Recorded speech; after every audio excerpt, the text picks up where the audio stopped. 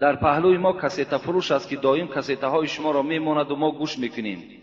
شما یک ثبت خود گفتید که بچه بیزن علم داشته باشد پیش در آمدنش جایز است، ولی یک معلم میگوید که بچه یاش را ممکن نیست پیش در آمدن و میگوید که این ملای شما حاجی میرزا حزب تحریر است و تا روزی که هستیم آن چیزی که مسئله که هست انشاءالله ما حقیقت به گوش شما میرسانیم.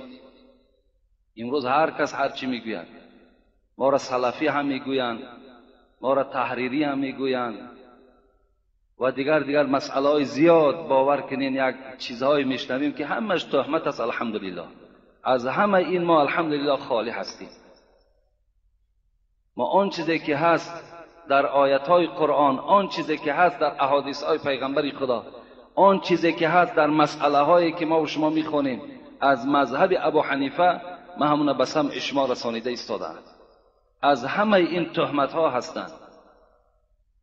این هیچ کدامش حقیقتی ندارد. اگر کدام اونها را شما دریاب میکنید پیش من بیارید مثال اثبات کند، بعداً گوش کنید خان چی مثال چی جواب میگیرد و چی میگوید.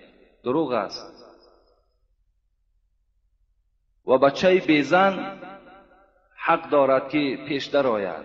اگر عالم باشد حقوق دارد که نماز مردم خوانده دهد.